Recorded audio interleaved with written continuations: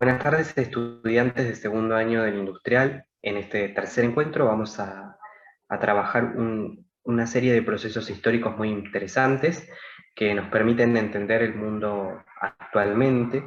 Estamos hablando de una doble revolución, ¿sí? Que fue un proceso histórico conformado a su vez por dos procesos. Por un lado, la Revolución Industrial, iniciada en Inglaterra, y por otro lado, la Revolución Francesa. Esto implica la emergencia de un sujeto histórico que va a ser la burguesía, ¿sí? Esa clase social que va a producir ambas revoluciones, que va a ser su protagonista, y que va a tener el fin o el objetivo de obtener el poder económico y político hegemónico, es decir, a escala mundial. La revolución industrial es, en primer lugar, ese proceso histórico que va a marcar un antes y un después en el mundo del trabajo. Con respecto a su ubicación espacial, es decir, a dónde surge, estamos hablando que la revolución industrial tuvo sus orígenes en el Reino Unido, es decir, en Inglaterra, y que con el correr de los años se expandió por toda Europa y por el resto del mundo. En el mapa que a continuación pueden ver de Europa, pueden ver en color rojo el origen de la revolución industrial en el Reino Unido, una industrialización temprana en países como Francia, Alemania, una industrialización tardía, es decir, donde llegó un poco más tarde el impacto de la revolución, en países como el Imperio Ruso, Austria-Hungría. Pensemos que en esta época estamos hablando de reinos o de imperios, no de estados nacionales como los conocemos hoy en día. Y en color verde van a ver una industrialización débil, es decir, que inició tarde y que llevó un gran tiempo que se consolidara, como en España, Portugal, el Imperio Otomano.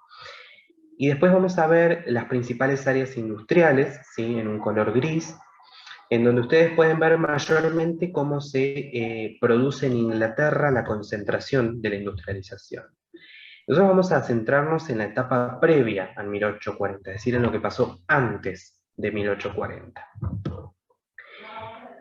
En la ubicación temporal, es decir, nosotros vamos a ver cuándo surge y qué periodo histórico abarca la revolución industrial, entendemos que inició a fines del siglo XVIII, precisamente desde la década de 1780 en adelante, y se observan cambios con mucha solidez en el ritmo de la producción y de trabajo en las nacientes fábricas inglesas.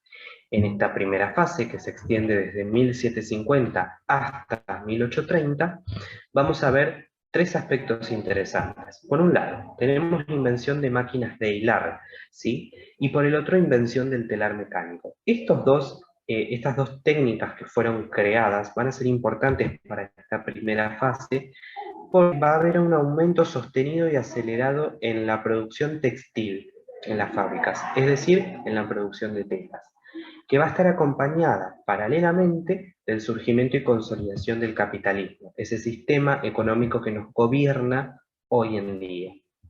Pero en 1830 todo este cambio se estanca. ¿Por qué? Porque hay una crisis de sobreproducción. Esto significa que se acumularon muchas telas, hay un stock de telas que no se lograron vender, ¿sí? Con lo cual, esto va a traer algunas consecuencias importantes para una segunda fase de la revolución industrial.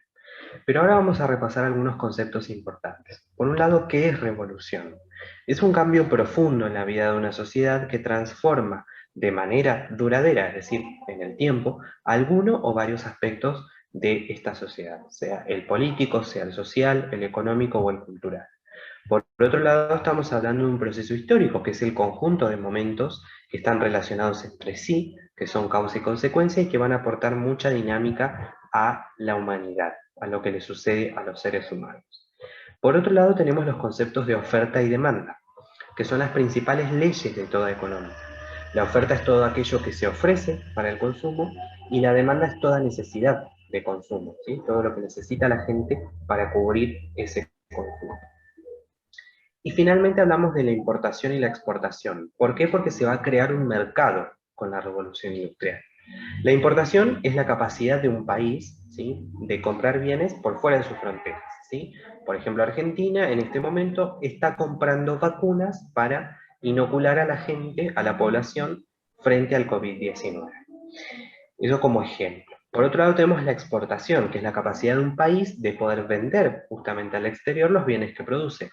Nuestro país, por ejemplo, produce a gran escala y exporta carne, ¿sí? Lana, soja, entre otros productos. Pero vamos a ver ahora qué es la revolución industrial. Es el proceso histórico por el cual se modificaron profundamente las características económicas y sociales e indirectamente las políticas de la sociedad occidental. Este proceso introdujo una nueva forma de producir que es la fabric, ¿sí? Orientada a cubrir las necesidades de mercados compradores en expansión. Y estableció nuevas relaciones sociales que fueron llamadas las relaciones capitalistas de producción entre los trabajadores, es decir, los obreros, y los dueños de las fábricas que van a ser llamados capitalistas. Entonces, la revolución industrial comenzó en Inglaterra alrededor de 1780 y se expandió por todo el mundo occidental, por Europa y por América del Norte en los siguientes 100 años. ¿Por qué es un proceso histórico? Porque no se puede precisar una fecha de inicio, es decir, un día en que haya surgido. Por el contrario, abarcó 100 años, ¿sí?, en los que se gestaron previamente las condiciones para que pueda surgir, ¿sí? Y después se consolida en Inglaterra por 50 años más, ¿sí? Por eso hablamos de un proceso. Y por otro lado, porque los cambios que produjo fueron graduales, llevaron tiempo. Y posiblemente esos cambios no sean vistos o percibidos como revolucionarios por las personas que los vivieron. Pero vamos a ver qué pasaba un poco en Inglaterra a fines del siglo XVIII. Por un lado, en la agricultura, en los siglos XVI y XVII, se introducen nuevos cultivos y nuevos sistemas de rotación en la siembra. Estos cambios van a requerir de reunir y delimitar los campos de un mismo productor que antes estaban muy dispersos y cuya solución va a ser los cercamientos, es decir, concentrar, acercar, ¿sí?, esos lotes dispersos en una sola propiedad. Esto va a traer como consecuencia que se consolide la gran propiedad terrateniente, que está trabajada por campesinos que alquilaban las tierras, ¿sí?, y cuya producción se orientaba al mercado interno, es decir, al mercado inglés. Por esta razón, muchos campesinos van a perder sus tierras y van a necesitar de nuevas fuentes de ingreso. Un segundo factor interesante es el trabajo rural a domicilio, que fue una primera forma de producción industrial que consistía en que los empresarios entregaban materias primas a los campesinos que iban a producir entonces telas y herramientas para un mercado urbano y rural en crecimiento. Cuando decimos urbano nos referimos a ciudades. Y por otro lado tenemos el factor político, las revoluciones que se producen entre 1640 y 1648 y 1688 y 1689, en donde se limitó el poder del rey y de la nobleza, que eran las principales autoridades de gobierno.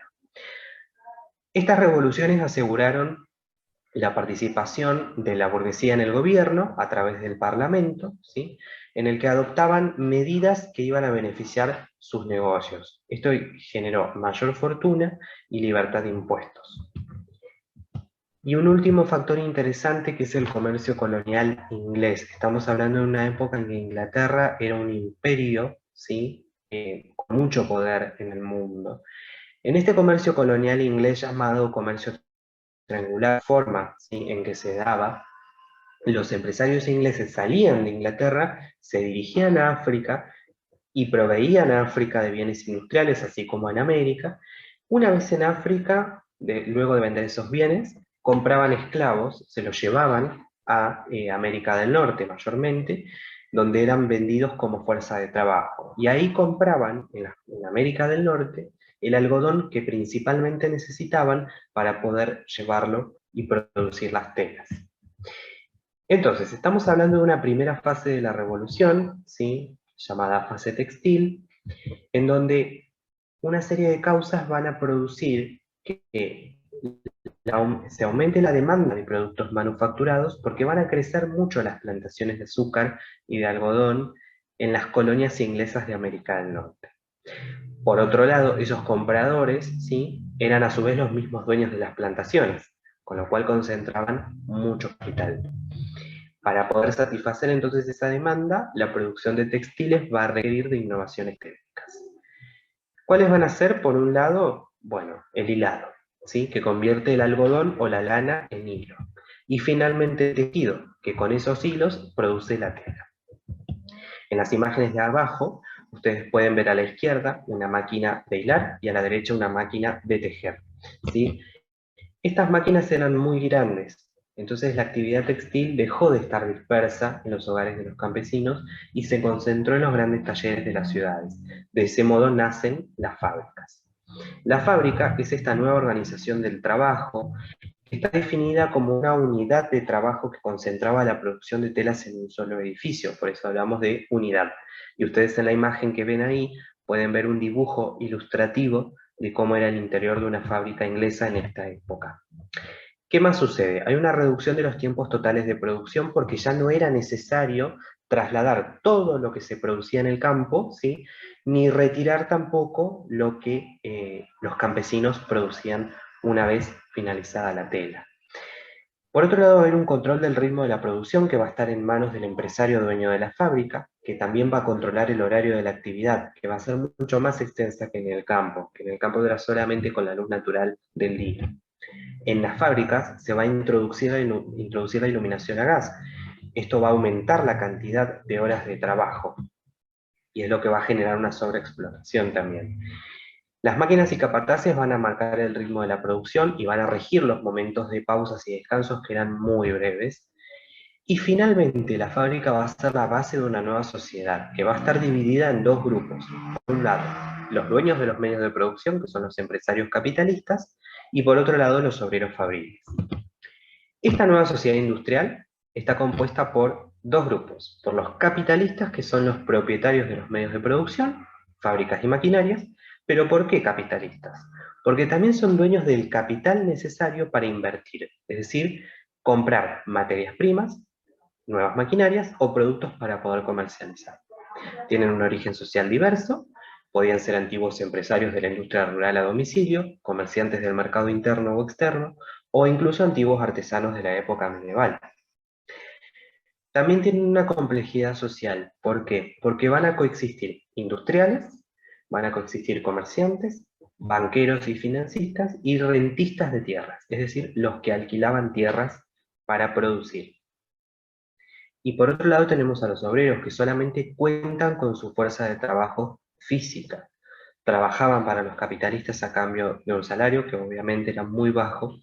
También tenían un origen social diverso porque podían ser antiguos trabajadores a domicilio, campesinos migrantes que habían venido del campo hacia la ciudad, o incluso trabajadores del viejo sistema gremial también desde la época medieval.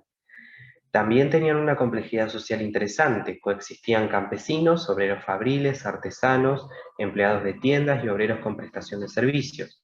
Por ejemplo, los desollinadores, que eran los que limpiaban las máquinas, los techistas, los cocheros. Estamos hablando de gente de distinta procedencia con formas de vida muy distintas. Pero hay dos grupos que fueron poco abordados a lo largo de la historia, y estamos hablando de las mujeres por un lado, ¿sí? Y de los niños y las niñas por el otro. Las mujeres eran consideradas inferiores a la fuerza de trabajo masculina.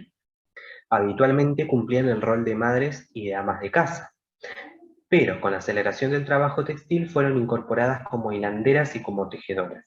Esto hizo que constituyeran un porcentaje elevado de la mano de obra en las fábricas, incluso mucho más que los hombres. Muchas se volvieron entonces el sostén de sus familias pese a la desigualdad salarial. Esto significa que cobraban mucho menos que los varones, ¿sí? Y por otro lado, niños y niñas, este grupo social particularmente es interesante porque la revolución industrial incorporó de manera muy natural el trabajo infantil. Tanto niños como niñas trabajaban a la par de sus padres o madres, ¿sí? Y las edades oscilaban entre los 8 y los 14 años, eran muy chiquitos. También cumplían la misma cantidad de horas de trabajo, ¿sí? Que cualquier adulto, entre 8 o 15 horas diarias.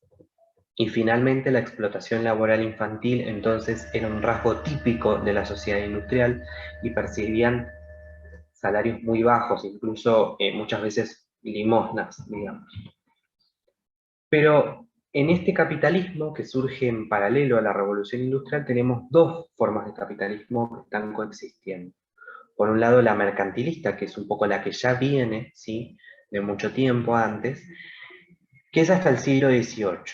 Es la condición previa para la industrialización porque va a crear un mercado íntegramente protegido por impuestos, ¿sí? Esto hace que cada reino proteja su mercado, ¿sí? Proteja su producción. hay un bajo nivel de inversiones y hay una circulación de capital bastante nula. Esto va a posibilitar el surgimiento de un mercado de la fuerza de trabajo. Por otro lado tenemos el capitalismo liberal, que surge durante el siglo XVIII, junto con la Revolución Industrial, como les mencioné antes, y va a crear un mercado muy interesante de bienes de producción y de consumo que va a estar libre de impuestos, ¿sí? Es lo que va a facilitar el capitalismo como lo conocemos hoy en día. Va a haber una ampliación de redes de intercambio a gran escala, con inversiones de capital a ritmo acelerado, y Londres se va a posicionar entonces como el centro del capitalismo mundial. Por último, vamos a hacer una reflexión sobre por qué burguesía y clase obrera son las dos clases sociales protagonistas. Como ustedes saben, la clase social es toda agrupación de personas que disponen de funciones dentro del sistema de producción capitalista, ¿sí? Tanto capitalistas como obreros tienen una función dentro de este sistema económico. Pero cada uno adquiere características políticas, sociales y culturales muy diferentes, ¿sí? Con el concepto de clase social, entonces, vamos a comprender el nivel de conciencia histórica que los individuos van a tener a lo largo del tiempo. Por eso es importante pensar esta época desde este concepto tan importante. Bien, hasta acá llego.